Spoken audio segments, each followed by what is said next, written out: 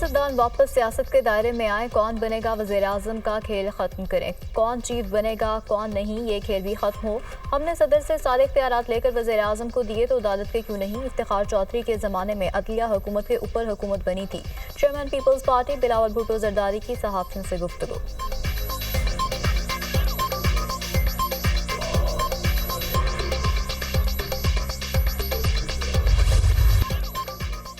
कारकर्दगी सिफर, मार धाड़ और एहतजाज में नंबर 1। जेल में बैठे शख्स से पूछें खैबर पख्तूनख्वा के लिए क्या किया। इनसे पूछें बिलियन ट्री सुनामी, 350 डैम और दूसरी स्कीमें कहाँ हैं। लोग भेड़ बकरियों की तरह इनके पीछे चल पड़ते हैं, पूछते नहीं 50 लाख घर कहाँ हैं। साबिक वज़ीर आज़म नवाज शरीफ किसी की गालम गलोच का जवाब नहीं देना चाहते हैं कि मेरी तरबियत ऐसी नहीं, ना मेरे पास वक्त है कि फजूल बातों का जवाब दूं। जेल से कॉल आ रही है और लोग दिलचस्पी नहीं ले रहे। जेल से आवाम के लिए कभी कोई हुक्म नहीं आया, बस एहतजाज की कॉल आई। सियासत की इजाज़त मिल सकती है। और इसराइल ने दोबारा गलती की तो पहले से ज़्यादा सख्त जवाब मिलेगा। ईरानी सदर का वाज़ेह पैगाम, कहा कि इसराइल जंगी जराइम बंद करे या फिर रद्द-ए-अमल का सामना करने के लिए तैयार रहे। ईरान की सालमियत को नुकसान पहुंचाने की सूरत में इसराइल की सालमियत हिला कर रख देंगे। ईरानी कौम की इज्जत और वक़ार पर समझौता नहीं करेंगे। मिल सकती है। मेरा गुनाह ये ठहरा कि मैं बर्दाश्त कर जाता हूँ। साबिक चीफ जस्टिस ने कितने अराकीन पार्लियामेंट को जेल भेजा। जजी से बदतमीजी का तरीका अब आम हो गया है। फुल कोर्ट से मुझे कोई मसला नहीं। लोगों को यहाँ मर्जी के बेंच की आदत है। वो ज़माने चले गए, अब शफाफियत आ चुकी है। अब मुल्क में और ना ही इदारों में आमरीत होगी। क्या हमारे पास इख्तियार है कि ज़बरदस्ती किसी को पकड़ कर बेंच में लाएं। आर्टिकल 63A नजरसानी केस के दौरान PTI वकील की मुदाखलत पर चीफ जस्टिस के रिमार्क्स, हम पाकिस्तान बनाने वालों में से हैं, तोड़ने वालों में से नहीं। हमने वो मुकदमात भी सुने जो कोई सुनना नहीं चाहता था। परवेज मुशर्रफ का केस भी हमने सुना। चीफ जस्टिस ने बेंच पर एतराज़ मुस्तरद कर दिया। ये बेंच कानूनी नहीं, बेंच तश्कील देने वाली कमेटी के मेंबरान बेंच का हिस्सा हैं। वो खुद कैसे बेंच की तश्कील को कानूनी करार दे सकते हैं। बैरिस्टर अली जफर का बेंच पर एतराज़। चीफ जस्टिस ने कहा अगर ऐसा हो तो जजेस कमेटी के मेंबरान किसी बेंच का हिस्सा ही ना बन सकें। अली जफर साहब, आप जजेस का इंतखाब खुद नहीं कर सकते। ऐसा तर्ज अमल तबाहकुन है। क्या माजी में यहाँ सीनियोरिटी पर बेंच बनते रहे। सुप्रीम कोर्ट ने वकील अली जफर को बानी PTI से मुलाकात की इजाज़त दे दी। एडिशनल अटॉर्नी जनरल को मुलाकात करवाने की हिदायत। केस की समाअत कल तक मुलतवी।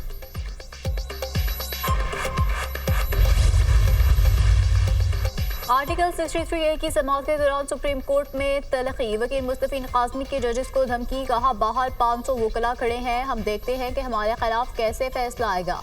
इस जेंटलमैन को बाहर निकालें। चीफ जस्टिस की सिविल कपड़ों में पुलिस एहलकारों को हिदायत। मुस्तफीन काज़मी को कमरा अदालत से निकाल दिया गया। आपके इस रवैये से जो थोड़ी बहुत हमदर्दी थी वो भी खत्म हो गई। जस्टिस जमाल खान मंदूखेल का अली जफर से मुकालमा। बैरिस्टर अली जफर साहब, ये क्या हो रहा है। आप आएँ और हमें बेइज्जत करें, हम ये हरगिज़ बर्दाश्त नहीं करेंगे। चीफ जस्टिस का अली जफर से मुकालमा, मैं तो बड़े आराम से बहस कर रहा था और आप भी आराम से सुन रहे थे। अली जफर का जवाब।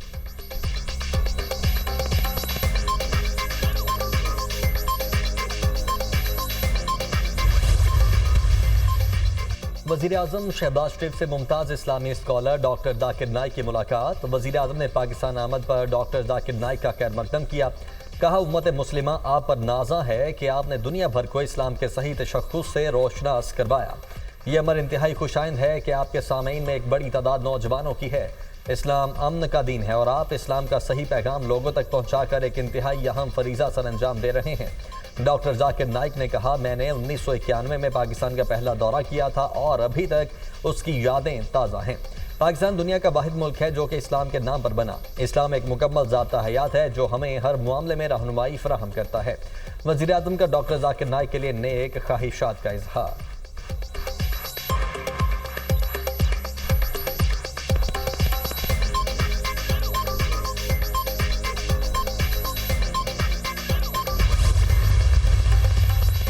सेनेटर इरफान सिद्दीकी की सरबराह JUI मौलाना फजलुर रहमान से इस्लामाबाद में मुलाकात। मुल्की सियासी सूरत हाल पर तबादला ख्याल।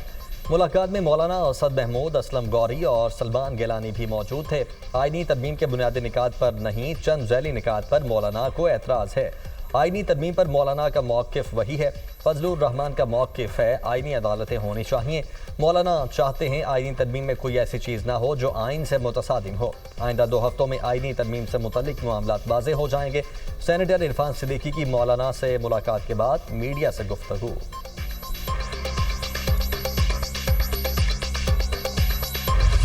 ईरान का इसराइल पर मिसाइलों से हमला, 200 से ज़ायद बैलिस्टिक और क्रूज मिसाइल दाग दिए। तल अवीव में धमाके, पूरे इसराइल में सायरन बज उठे। शहरियों में खौफ व हिरास, बंकरों में छुप गए। ईरान ने मिसाइल हमले की वीडियो जारी कर दी। इसराइल के 3 एयरबेस और दीगर तंसीबात को निशाना बनाया। 80% मिसाइल अहदाफ पर गिरे। इस्माइल हनिया और हसन नसरुल्लाह की शहादत का बदला ले लिया। पासदारान इनकलाब, ईरानी जनरल ने कहा सबसे जदीद मिसाइल इस्तेमाल नहीं किए। इसराइल की मदद करने वाले ममालिक के मफादात भी निशाने पर होंगे। ईरान के 180 मिसाइल फ़ज़ा में ही मार गिराए। हमलों में कोई जानी नुकसान नहीं हुआ। सेहूनी फ़ौज का दावा। अमरीकी मीडिया के मुताबिक ईरानी मिसाइल मोसाद हेडक्वार्टर से सिर्फ 1 किलोमीटर दूर गिरे। ईरानी मीडिया का कहना है कि मिसाइल हमलों में F-35 तैयारों के अड्डे, न्यू एटम एयरबेस को निशाना बनाया। हाइपरसोनिक बैलिस्टिक मिसाइलों से अहदाफ को नुकसान पहुँचाया। मशरिक़ वस्ता में कशीदगी, फ्लाइट ऑपरेशन भी मुतासिर।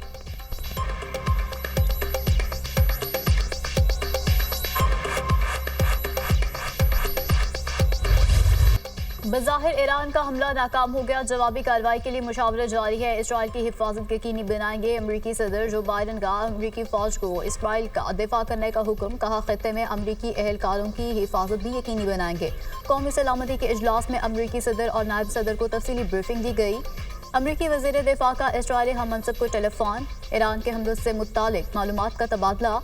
तर्जुमान अमरीकी महकमा खारजा की ईरान के इसराइल पर हमले की शदीद मजम्मत। मैथ्यू मिलर ने कहा कि दुनिया भर को ईरानी हमले की मजम्मत करनी चाहिए। इसराइली वज़ीर आज़म नेतन्याहू ने कहा कि ईरान ने गलती की, संगीन नताइज के लिए तैयार रहे। अमरीकी मीडिया के मुताबिक इसराइल चंद रोज़ में ईरान पर जवाबी हमला कर सकता है। तेल की तंसीबात और स्ट्रेटेजिक मकामात को निशाना भी बनाया जा सकता है।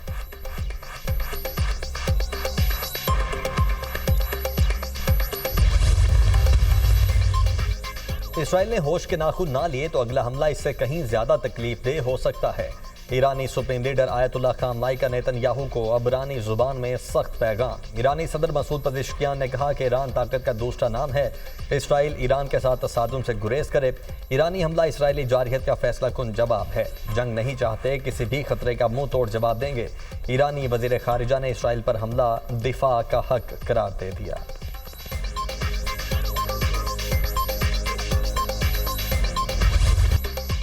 ईरानी हमले से कबल तल अवीव शहर जिफा और हिफा में फायरिंग के वाक़यात, 22 से ज़ायद इसराइली हलाक, मुतादिद ज़ख्मी। इसराइली सिक्योरिटी फोर्सेज ने दोनों हमलावरों को मार दिया। हुकाम के मुताबिक एक शख्स ने फायरिंग की और दूसरे ने चाकू के जरिए हमला किया।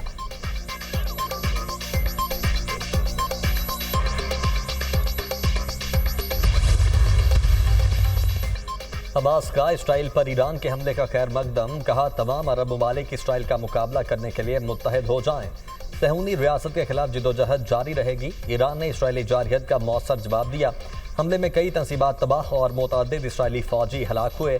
इसराइल हमले में होने वाले नुकसान को छुपा रहा है। ईरान ने हमला करके शुहादा का बदला लिया। वक्त आ गया है कि तमाम मुस्लिम ममालिक मुत्तहिद हो जाएं। ईरान के हमले पर हिज़्बुल्लाह का रद्द-ए-अमल। इसराइल पर हमलों के बाद लिबान, ईरान और गजा में जश्न।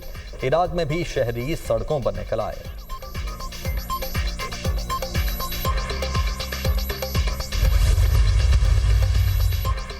ईरान का इसराइल पर हमला। अक़वाम मुत्तहिदा की सलामती काउंसिल का हंगामी इजलास आज तलब। सेक्रेटरी जनरल एंटोनियो गुतेरेस का मशरिक़ वस्ता की सूरत हाल पर तशवीश का इजहार। कहा ईरान के हमलों से खत्ते में कशीदगी बढ़ेगी। मशरिक़ वस्ता में जंगबंदी के लिए कोशिशें की जाएँ। बरतानवी वज़ीर आज़म के स्ट्रामो की ईरानी हमले की मजम्मत। कहा इसराइल के साथ खड़े हैं, तल अवीव को हक़ दिफा हासिल है। यूरोपीय यूनियन और फ्रांसीसी सदर की भी ईरानी हमले की मजम्मत। सदर मैक्रोन ने कहा कि ईरानी खतरात से निपटने के लिए खत्ते में फ़ौजी ज़राए मुतहरिक कर दिए। हिज़्बुल्लाह इसराइल पर हमले बंद करे। इसराइल से भी मिलिट्री ऑपरेशन खत्म करने का मुतालबा।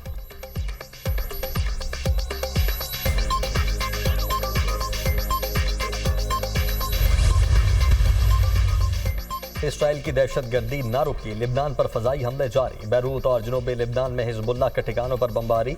24 घंटों में 55 अफराद शहीद, 156 जख्मी।